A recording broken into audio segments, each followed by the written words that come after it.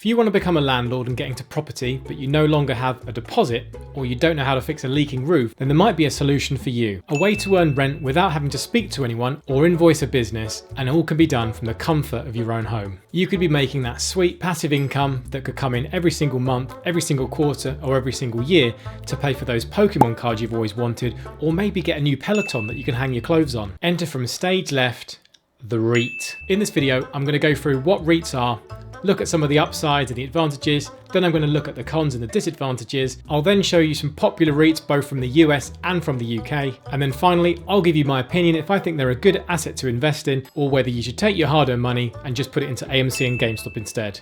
Just joking on that one. So let's get straight into the video. A REIT stands for a real estate investment trust, and essentially is a kind of investment and a kind of company that allows you to invest in real estate without having to own that piece of real estate directly. REITs are companies who exist to own, manage and generate profit from real estate, and that's both in the commercial sector and the retail sector. This could be anything from hotels, resorts, shopping malls, you name it on the commercial side, all the way to the residential side in houses and different apartment complexes too. After collecting all the rent from these properties, and then once they've deducted their costs, REITs are legally obliged to pay out 90% of their net income to the shareholders, to you and me, if we have a share of a REIT. So let's say, for example, that we've got a REIT in our local neighborhood. It might own a shopping mall. It generates $1 million worth of income. And after all of their expenses, salaries, admin, and those kind of things, they've got $500,000 left over. 90% of that $500,000 would then have to be paid out to all the different shareholders in exactly the same way as you would own a dividend stock like Coca-Cola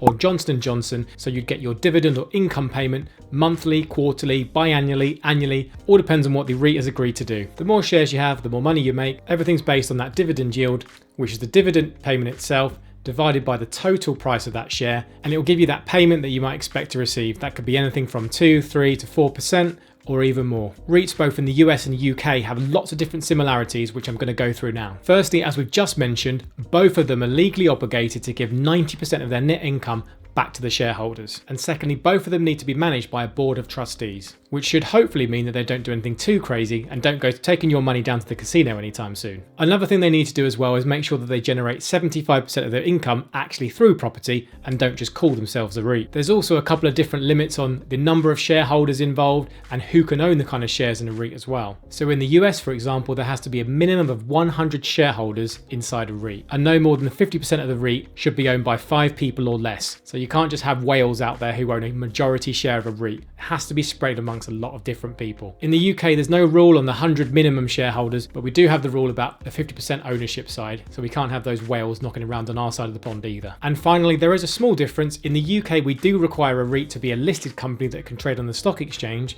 whereas in the States, although there are some on the stock exchange, that's not a legal requirement, and all they need to be is a taxable corporation. Okay, so now we've gone through what REITs are, let's now jump into some of the good sides. Firstly, REITs give you exposure to the real estate market without having to directly own any real estate. So you can get rent and you can start getting income from someone's house without having to go and fix their boiler. Or you can start getting income from big companies like Amazon, for example, who rent a huge warehouse without having to jump in your car and try and fix a leaky roof for them. That's all managed for you. You're just a shareholder and you're investing indirectly, so you don't have to worry about all those direct issues with people.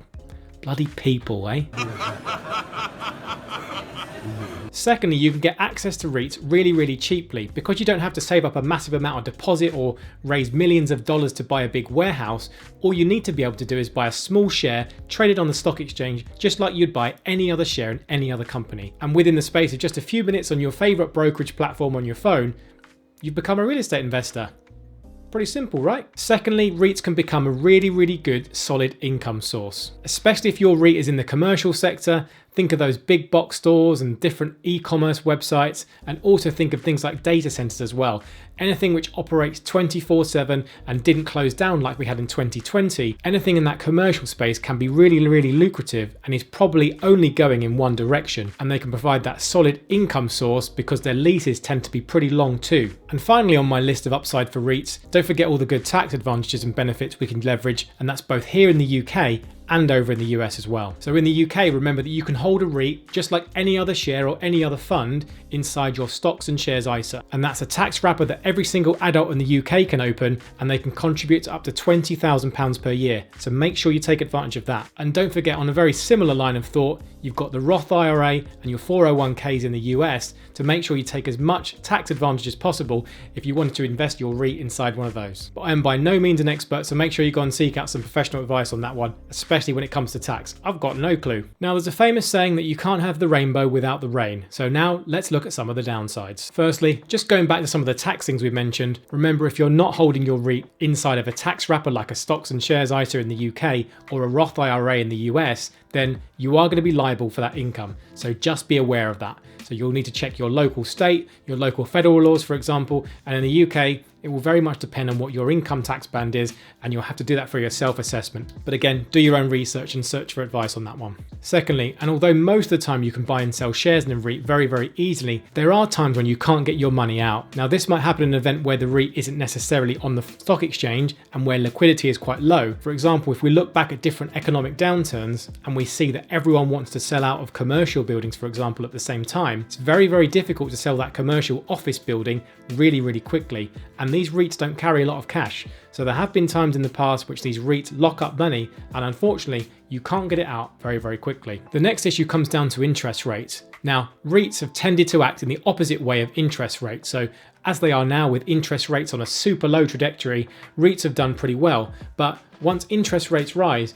levels of REITs tend to go down, so just be aware of that. You would really think kind of the opposite should happen with interest rates rising. You would think you have a strong economy, and then you would think maybe the rents rise in these commercial properties and everything's going boom. But historically, that just hasn't happened for REITs, so just be aware of that. And at the moment, really, with interest rates being super low, seems like there's only one way out for them at the moment. But they could be super low for 5, 10, 20 years. We literally have no idea what could happen tomorrow. And finally, one of the best advantages of a REIT that has got to pay out 90% of its net income can also be a little bit of a bad thing. When times are not going so well, if we think back just into 2020, when people aren't getting their commercial rents and these big office buildings are empty and everyone wants their money out, but they've still got to pay 90% of their net income, then potentially you're in a little bit of a sticky situation. And a REIT could find itself going out of business or having to sell assets pretty damn quickly. REITs, in the same way as dividend payments, can definitely get cut, and they have done in the past, so just be aware of this and make sure you have a strong, diversified portfolio and don't put all of your eggs in one basket. Now, as promised, I said we'll look at some popular US and UK REITs. So firstly, in the US side, there's a really, really popular one called American Tower. This one's trading as symbol AMT.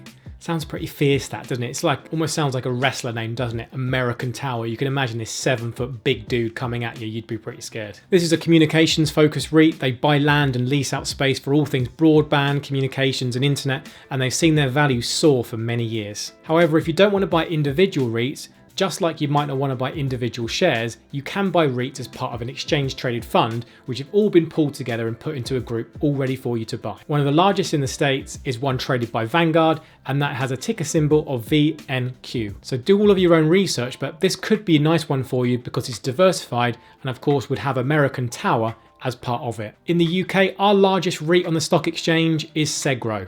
This ticker symbol is SGRO. Their market cap value is over £15 billion and their current yield is 1.76% per year. Again, just like I mentioned for the US, although you're very welcome and free to add individual REITs to your portfolio, it might be easier and simpler just to buy it all together in an exchange traded fund. So in the UK, there's a couple I might suggest if it's worth it for you. There's the iShares UK Property ETF, so just look out for that one. And then there's a really popular one by Vanguard, which is the Vanguard REIT ETF. Check them out, do all of your own research. Remember, I'm not a professional financial advisor. I cannot give you advice, even if you desperately wanted me to give it. So do all of your own research. Definitely let me know in the comments below if I've missed any that are really interesting, that have done really well in the past, or ones that you're potentially looking to invest into. I'd be really curious, so just let me know in the comments below. Okay, so what's the conclusion here? I think REITs can be a great way to get some solid income into your portfolio. that you want to get that income coming in, whether that's every month, every quarter, or a couple of times a year. And especially if you look on the commercial side of REITs, you're going to be looking at something which is going to be really, really reliable for many, many years to come and help you weather the storm of the economy and all those different ups and downs. They're cheap and easy to get into. As I've mentioned, you don't have to save up for a big deposit or try and speak to any different people or investigate which houses you're going to buy or which warehouses you're going to buy.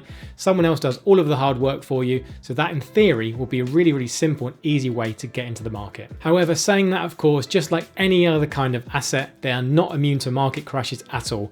Just look what happened in 2020, and then of course think about the crisis we had back in 2008, 2009. So anything could happen, and ultimately we do need to make sure we've got a strong, diversified portfolio. Overall though, I think I'd be very bullish on REITs. Certainly those on the commercial side, think about those in the communication space, anything technology driven really is only going to be going in one direction, I think, over the next 10, 20 years. And I think the disruption has really only just got itself going. Right now, I don't personally hold any REITs in my portfolio, but I'd certainly be looking to get some over the next few years just to diversify and balance out my portfolio just a little bit and try and get some of those juicy dividends while also potentially growing at the same time. If you can get the best of both worlds, that's pretty good. If I did get any REITs, I'd definitely go down the ETF fund route in terms of getting everything done for me. So I'd probably go with a provider like Vanguard, who I really like and trust because they're very well known for having very, very low fees. And then I would put that definitely inside of my stocks and shares ISA allowance to make sure that I don't pay any tax on that income as well. So just something to be aware of. Anything you can do to generate tax-free income and set yourself up financially in the future is great. So if you're from the UK again, don't forget to make use of your stocks and shares ISA. I've done really good videos about that one if you don't know about it already. And of course, in the US, you guys have got the Roth IRA and the 401ks. Just make sure you're clued up on that. You know where you're invested and you know how much you're paying for the service as well. Anyway, I really hope you've enjoyed the video. Thanks for sticking to the end. Drop me a like if you have, subscribe for more, and I'll see you guys in the next one.